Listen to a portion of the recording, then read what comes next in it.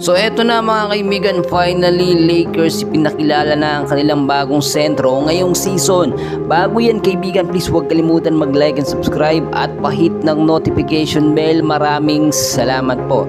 Well mga kaibigan, sumasama o nakakasama na nga po ngayon sa ensayo ng Lakers ang kanilang panibagong sentro at magaling din na power forward na si Kyler Kelly mga kaibigan. Ito yung mas matangkad po mga kaibigan kay Jackson Hayes, no, ng 1 inches lang mga kaibigan.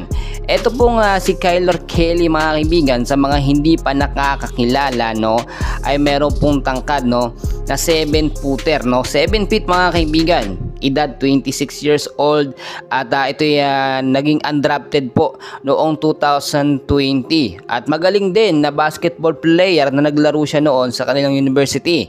Nakapaglaro na rin po ito sa Maine Celtics mga kaibigan at marami na rin mga achievement. So nakuha ito, no, ng Lakers dahil maganda yung pinakita, no, noong mga nakaraang Summer League, NBA Summer League nitong si Kyler Kelly at pasok po siya sa prospect po ng Lakers bilang big man. Alam naman natin mga kaibigan na ang Lakers hindi po basta-basta yan kumukuha ng player unless yung player na yun, no, nirekomenda ng magagaling or mga sikat na coach para pumasok sa kanila. Kung hindi man ito na-rekomenda, no, maganda yung performance o gumagawa ng ingay ito sa larangan ng NBA, no, especially sa Amerika. At nakuha po ng Lakers, no, etong atensyon dito kay Kyler Kelly mga kaibigan dahil sa napakagandang performance. Ang sinasabi ko sa inyo mga kaibigan, mas lalakas po ngayon ang first 5 lineup nga po nito nga pong Lakers dahil alam naman natin ang inaasahan ngayon o dumedepende ngayon eto nga pong Lakers sa kanilang pinakamatangkad na player na si Jackson Hayes mga kaibigan, na may tangkad po na 6'11". Pero hindi po sapat yung tangkad niya, no, para masabi natin okay na yung big man.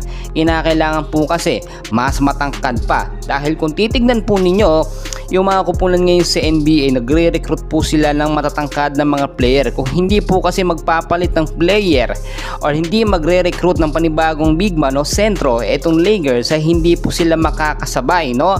Nagbanta na nga po si Victor Wembanyama, babawian niya ang Lakers at ang Golden State Warrior. So dapat ngayon pa lang, no, alam na ng head coach ng Lakers at ni LeBron James ang kanilang gagawin. Pinagbantaan ibig sabihin hindi hahayaang magkampiyon ngayong season mga kaibigan. Sa first 5 lineup naman po na inilabas ng Lakers, no, ay hindi daw po malakas mga kaibigan at walang sumasang-ayon. Lumang lineup na daw, no, ang gagamitin.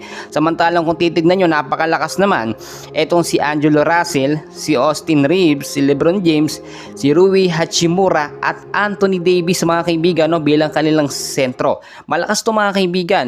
Pero kung sakasakali nga pong makapasok na or makapaglaro eto nga pong si Kyler Kelly dito nga po sa Lakers, hindi naman agad-agad yan isasama sa lineup, no, o sa first 5. Magiging kapalitan po yan kung hindi po ni Anthony Davis ito namang si Jackson Hayes, no. Yun po rin po ang priority kahit hindi man ganoong katangkaran. Pero kapag ka nababad sa practice at nasubukan kung maganda ang magiging chemistry ni Kyler Kelly dito sa Lakers, eh pwede naman siyang mapasama sa first 5. Nagiging issue rin kasi mga kaibigan na dapat nga po priority yung mga bagong player ngayon sa NBA, hindi na po yung mga matatagal, yung mga veterano. Kasi ilang years po simula ngayon, example na lang si LeBron James, no, ay magre-retiro na yan mga kaibigan. Ibig kong sabihin kapag ka nagretiro yan, kailangan may pumalit po agad, no, na star player or magaling. Kaya naman ngayon ang Lakers ay nagre-recruit talaga ng mga rookies at mga magagaling na sentro, no, na pwedeng posibleng pumalit dito sa mga star player nila. Well mga kaibigan, dahil pang kaganapan. So dyan lang kayo. Please huwag kalimutan mag-like and subscribe bilang tulong sa